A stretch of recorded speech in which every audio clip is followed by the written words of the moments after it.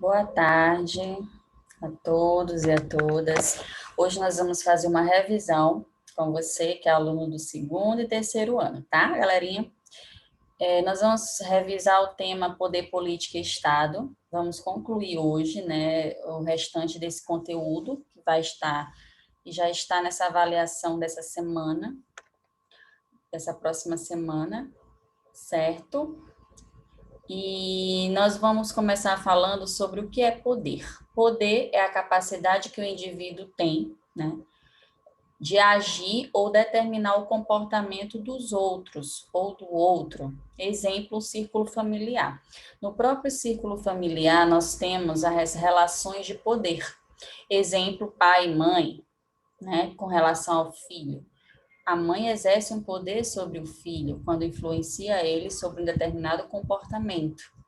E aí nós temos também um outro conceito, antes de falarmos aqui da política, né, nós vamos também falar dos tipos de poderes, que é poder econômico, ideológico e político. Nós temos, então, três tipos ou formas de exercícios do poder.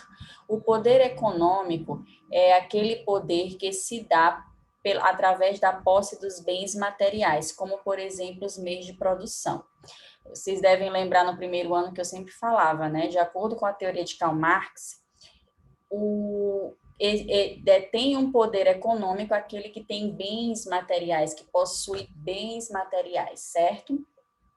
E aí o poder ideológico é o poder que vai se dar através da manipulação das ideias e informações, exemplos, meios de comunicação. Então, os meios de comunicação, como a televisão, rádio, jornais como um todo, eles exercem uma influência através, por exemplo, da informação sobre os indivíduos. Existem muitas pessoas que, ao assistirem algum programa, elas internalizam tantas ideias e reproduzem, sem muitas vezes se questionar sobre elas. Isso já é uma forma de manifestação do exercício do poder que a mídia exerce, os meios de comunicação exercem sobre os indivíduos. Nós temos o poder político também, que é um poder que se dá através de instrumentos e mecanismos, como a legislação ou a repressão policial, por exemplo, né? E aí, esse poder político vai determinar também o comportamento das pessoas. Exemplo, o próprio Estado. O Estado exerce um poder político através, inclusive, da própria polícia militar, né? Que quando os indivíduos, eles, por exemplo, fazem um movimento social, vão para as ruas protestar, o protesto deve ser feito de acordo com determinados limites ali. Se fere os limites do Estado, das leis, aí a polícia já pode intervir, inclusive por meio da força, certo? Então, nós temos três tipos de poderes, já falamos aqui. Em relação ao poder, o autor Max Weber, tá? Ele também vai tratar de um conceito chamado de dominação. Eu não posso falar de poder sem falar, por exemplo, de dominação. O que seria dominação? É justamente o direito adquirido do exercício do poder. É a prática do exercício do poder, para simplificar para vocês. Isso é dominação. Poder é influenciar o comportamento do outro, né? Ter influência sobre o outro, seja através dos bens materiais, do poder econômico, do poder político, do poder ideológico. E a dominação já é o exercício desse poder, a manifestação desse poder. Porque quando nós admitimos um poder de alguém sobre nós, nós admitimos também a dominação, consequentemente a dominação. E aí nós temos, de acordo com Max Weber, no seu livro Economia e Sociedade, para quem quiser estudar aí depois, pesquisar depois, ele vai destacar três tipos de dominação. A dominação que é a racional legal, a tradicional e a carismática. A racional legal é aquela dominação que se dá a partir das leis vigentes na sociedade, leis, códigos, normas sociais, certo? Por exemplo, pagar impostos é uma regra de todo cidadão, né, que trabalha, que tem um vínculo empregatício, deve pagar seu imposto, né? E aí, se eu pago imposto, de certo modo, eu estou sobre a dominação do Estado, né? Eu não posso dizer não para pagar os impostos, porque senão eu vou sofrer, como já dizia Durkheim, as sanções, que são as punições na sociedade, quando nós não cumprimos as normas e leis vigentes nas instituições sociais. E aí, a dominação tradicional já é um poder e domínio exercido pela tradição, como o próprio nome já diz, né? E aí nós temos, aqui eu até botei no slide para vocês o exemplo do coronelismo, que foi um sistema político que os grandes fazendeiros que tinham poder econômico era quem governava, inclusive nos primeiros períodos da história do Brasil, né? Do Brasil ali colônia, do Brasil império. Então existiam os coronéis que dominavam porque tinham poder econômico e dominavam forçando as pessoas a votarem neles mesmos, né? Ali tinha-se os votos de cabrestos, por exemplo, que as pessoas eram obrigadas a votar porque deviam uma fidelidade para com o patrão, que era o fazendeiro, que por sinal era um político de nome nas pequenas cidades, geralmente eram os grandes fazendeiros, grandes latifundiários, proprietários de terras. Então, a dominação tradicional é aquela que se dá através dos costumes da tradição. Outro exemplo é quando o rei, por exemplo, né, ele delega o poder para o príncipe. Ele sai do poder e delega o poder para o príncipe na esfera política, do exercício da política. E aí nós temos também a dominação carismática. Essa dominação carismática é uma dominação que vai se dar pelo carisma que o líder tem, né? Então, os líderes, por exemplo, nós já ouvimos falar em vários líderes, né? Como um grande conhecido é o Nelson Mandela, né, que foi o responsável pelo fim do apartheid. Então, Nelson Mandela, ele tinha uma ideologia e conseguia convencer as pessoas através dessas ideologias, mas não era só as suas ideias, né? Mas sim do seu carisma. Ele tinha um poder do discurso, né, a maiêutica ali, a retórica e o carisma e isso se transformava em carisma. Então as pessoas tinham uma confiança no que ele falava, no que ele professava. Então, a dominação carismática ela é baseada no líder que tem esse carisma, que tem o poder da retórica, do convencimento, verbalmente, a partir também do que ele faz, ele consegue convencer as pessoas de que o caminho é o que ele está dizendo para ser seguido, tá? E aí, o que é política? Nós estudamos também, já passei exercícios para vocês do que é política, não é isso? A política é justamente um meio de resolver os problemas na esfera pública, ou seja, no âmbito do próprio Estado, tá? E aí envolve as relações de classe dentro desse Estado. Então, isso é política. Nos próximos aulas, nós vamos falar mais sobre as teorias, né, da política, teorias democráticas, da democracia, certo? Então, só quero que vocês entendam o que é política, para a gente entender que dentro da política também eu tenho que entender esses conceitos do que é o Estado, né? Eu não posso falar de Estado também sem saber o que é poder, o que é política e dominação, certo? Nós estamos falando do Estado, teorias do Estado, mais precisamente.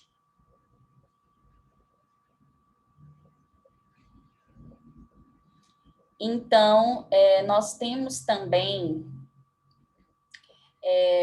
nós trabalhamos o conceito de Estado. O que é Estado? Nós trabalhamos na concepção de dois autores, tá? Mas vai cair na avaliação de vocês só o Max Weber. O que é Estado para Max Weber? Estado se define pelo monopólio da violência legítima exercida através da polícia e das forças armadas. Eu falei agora para vocês, né? Como que o Estado ele pode agir por meio da força física, ou da violência legítima. O que é legítimo? Aquilo que é consentido, que é legal, né? Que está ali respaldado legalmente. Então, o poder que o Estado exerce, até mesmo se for o uso da força por meio da polícia, né? É um poder que tem legalidade, está na legalidade, é jurídico. Então, as pessoas acabam aceitando, é legítimo esse poder do Estado. Inclusive, se for usar-se da violência em alguns casos, né? E aí, o Estado, para Max Weber, é esse aparelho estatal que se define pelo uso da violência legítima, da força da violência legítima, certo? E aí, gente, nós estudamos também, nós vamos avançar aqui, que não vai cair na prova de vocês o que é governo, tá? Não coloquei isso, nem sistema de governo, mas vai cair sobre os tipos de Estado, que foi os nossos últimos temas, né? E aí nós temos alguns tipos de estados e as suas principais características. Nós temos o estado que é absolutista, né? Esse estado ele tem por características principais uma unidade territorial. Lembre-se, para existir o estado, seja ele absolutista ou não, é preciso ter três elementos principais, que é comum a todos os estados, que é um território, uma nação, não é isso? E aí a nação e o povo constituem o Estado, certo? Território, povo e nação. E aí nós temos, no Estado absolutista, uma característica principal que diferencia ele dos outros, que é a concentração do poder. Olha, Estado e poder sempre estão relacionados. O poder do Estado absolutista estava centralizado na figura do rei. Que período esse Estado prevaleceu? Séculos 17 e 18, na França, na Europa, né? Na França, por exemplo. E aí nós tínhamos aí o exemplo do rei Luís XIV, né, que disse aquela frase bem clássica: o Estado sou eu, certo? Atendem que na avaliação de vocês vai ter questão que vai falar, tratar desse tipo de Estado. E aí, se você quiser estudar mais sobre isso, você vai pesquisar também um livro clássico da teoria política, que é o livro de Thomas Hobbes, certo? O Leviatã, viu? Thomas Hobbes vai falar desse tipo de Estado, do Estado moderno como um todo. O Estado absolutista se caracterizava também como um Estado já moderno, certo? E aí nós vamos, só para ressaltar, o que Thomas Hobbes afirmava sobre o Estado? Ele dizia que era necessário existir um Estado porque as pessoas, né, num estado de natureza, no seu estado próprio, elas não seriam capazes de se governar sozinhas, né? E aí era preciso que o Estado, uma instituição maior, ela, através do seu poder legítimo, né, conseguisse, digamos assim, conseguisse controlar a sociedade civil, tá? Porque senão as pessoas, segundo Thomas Hobbes, lá no livro Leviatã, elas se matariam, elas não teriam controle sobre si mesmas se não existisse o Estado. E aí nós temos outro tipo de Estado, que é o Estado liberal, tá bom? Esse Estado liberal, ele foi um Estado que imperou, né, surgiu também na época da Revolução Francesa. O seu surgimento, os seus principais ideais de surgimento se repousaram em três lemas, né, que foram os lemas da Revolução Francesa: igualdade, liberdade e fraternidade. Então, o Estado, que características eram presentes nesse Estado liberal? O Estado deveria manter a ordem, o Estado tinha como principal função, observem bem, resguardar ou garantir a propriedade privada. Existia uma separação entre público e privado, diferente do Estado absolutista, né? Aqui não podia um rei, um príncipe substituir um rei, o poder não passava, não era hereditário no Estado liberal, certo? E deveria existir uma separação entre a esfera privada e a esfera pública. E aí também uma outra separação que demarca essas diferenças entre esses tipos de Estado, do Estado absolutista para o liberal, é justamente que o Estado, há a separação entre economia e política, onde o Estado ele não deveria intervir na economia. E aí, quem foi o grande clássico, né, teórico clássico que detalhou bem explicitadamente esse tipo de Estado liberal? Quem era considerado o pai do liberalismo econômico? Adam Smith, economista, viu, gente? Então, para este autor, ele postulava dizer que o Estado ele deveria ser igual uma mão invisível que regularia quantidade e preço de mercadoria apenas. Ele seria um regulador, um fiscalizador, né, das mercadorias, preços, mas ele não deveria intervir diretamente na economia. Ou seja, a economia seria para ele apenas um meio de fiscalizar e não, digamos assim, de deter todo o poder, certo? E aí, o mercado que deveria ter maior autonomia para fazer circular as mercadorias. E aí os lemas, olha o lema principal aí dos grandes liberais, né, que defende esse tipo de Estado, o laissez-faire, né? Laissez-faire, laissez-passer, em francês, deixar e fazer, deixar e passar. O quê? O poder do Estado, né? O livre comércio, a livre mercadoria. E aí nós temos também, no Estado liberal, um outro autor que fala sobre esse Estado é o John Locke. Ele já vai falar do Estado liberal no âmbito mais político do que econômico, tá bom? John Locke, ele vai discordar de Hobbes em relação à natureza humana e ao absolutismo, atribuindo o controle das liberdades individuais e a defesa da propriedade privada a quem? Ao Estado. Repito, para John Locke, para os Estados liberais, qual é a principal função do Estado liberal? Resguardar e garantir a propriedade privada, certo? E aí nós temos também, vamos pular aqui um pouquinho, um outro tipo de Estado, que é o chamado Estado socialista, certo? Esse tipo de Estado, ele já vai questionar o modelo de Estado liberal. É um Estado e que vai priorizar não a propriedade privada, mas, pelo contrário, a distribuição de todas as coisas, de todos os meios e bens materiais da sociedade. Tudo é de todos. Não deve haver a questão privada, o privado, nessa separação tão grande, em quem tem mais, quem tem menos. Não, todos deveriam ali ter o mínimo de igualdade possível. E aí ele vai questionar as desigualdades nessas classes sociais que existiam nas sociedades, nesses tipos de Estado, que é a classe burguesa e proletária. Lembram que o Marx falava? E ele vai esse tipo de Estado social, ou socialista, defende profundas transformações de produção, nas formas de produção e a apropriação dessas riquezas, certo? Defendendo a distribuição de riquezas na sociedade. E aí ele vai surgir com a Revolução Russa em 1917. E o lema dos soviéticos, atentem bem, viu? Era pão, terra e liberdade. Isso que era o lema desse tipo de Estado.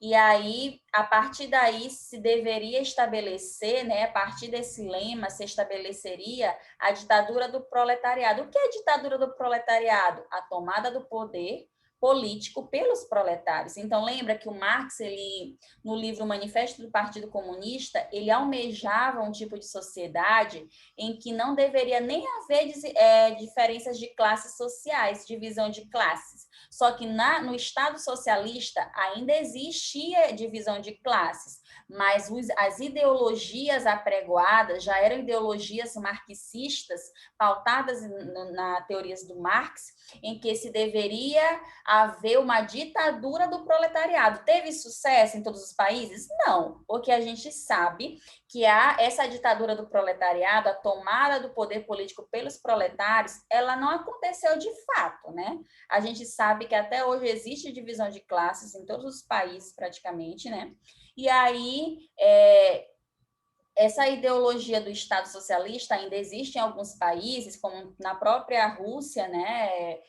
A China se diz, né, mas já, na verdade já tem uma ideologia mais comunista, mas, por exemplo, a Rússia, que ainda se diz aí socialista, é mais um pouco na teoria, porque as revoluções elas foram muito contingenciadas, elas foram muito não tiveram tanto sucesso porque foram muito limitadas ali no local apenas. A ideia do Marx, ao propor as revoluções, inclusive o ideário de revoluções russas, etc., era justamente espraiar, né, fazer com que as revoluções, ideologias desse tipo de sociedade, Estado, socialistas, fossem aderidos por outros países. Não foi isso que aconteceu. Ficou muito limitado apenas em alguns países. E aí, a superação do capitalismo e criação da sociedade comunista, como eu disse, não ocorreu, certo? De fato. E aí um grande propulsor, né, dessa Revolução Russa foi Lenin, né? E depois veio Stalin em 1924 e foi criado um Estado centralizado e uma economia planificada, cujas diretrizes eram impostas pelo Partido Comunista. Aí surge o Partido Comunista. Certo, gente?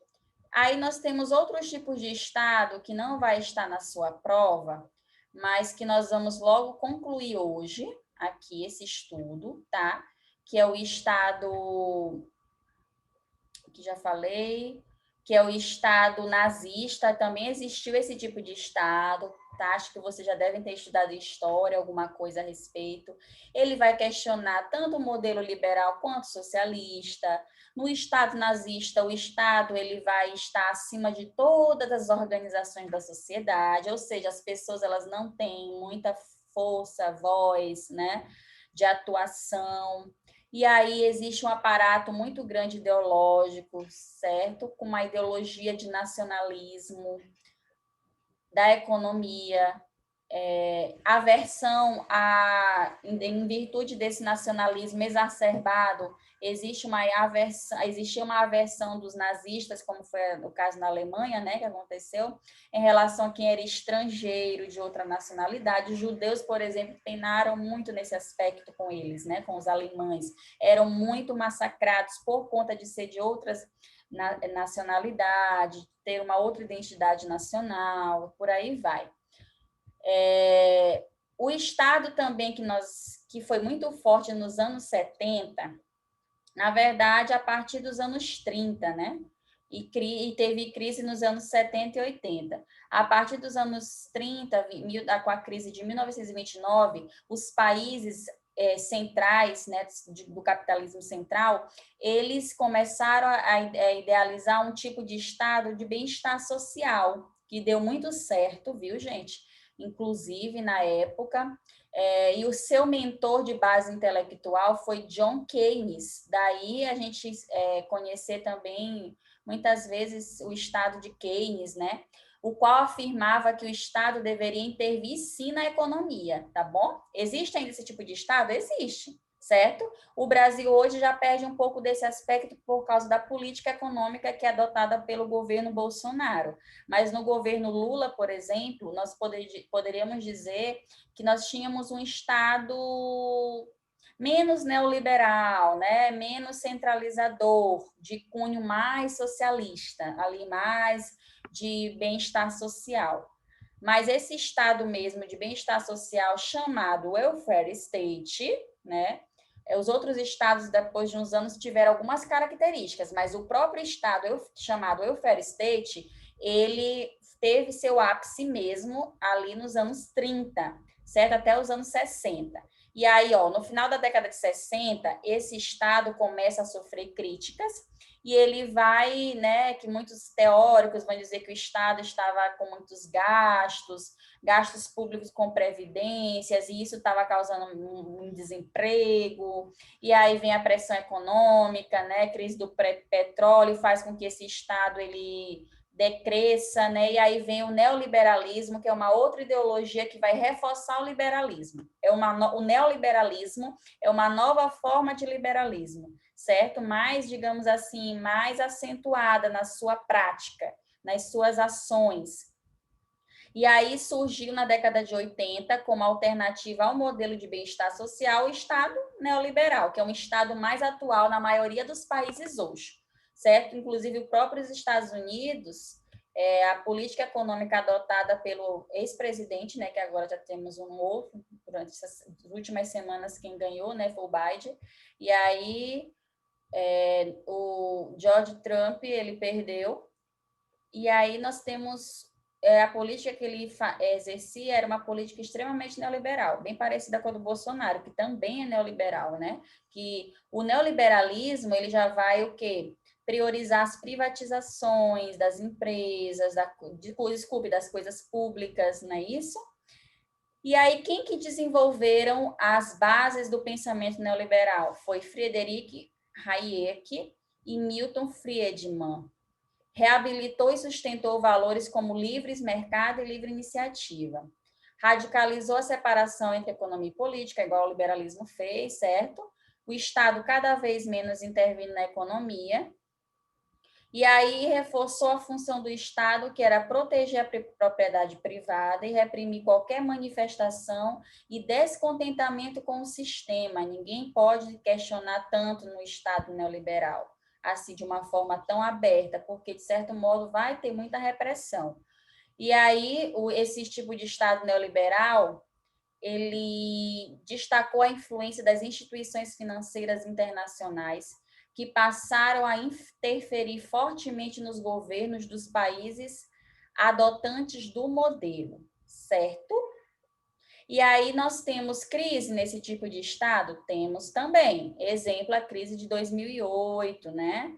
E aí vem sendo questionada, vários teóricos já questionam sobre esse tipo de Estado, mas é um Estado que ainda existe, forma de Estado que ainda existe. Certo, galerinha? Nós não vamos trabalhar a formação do Estado brasileiro, nós vamos trabalhar apenas ainda na próxima aula que eu vou passar para vocês, que já vai cair na última avaliação, que é teoria democrática moderna e mais o assunto do quarto período, certo?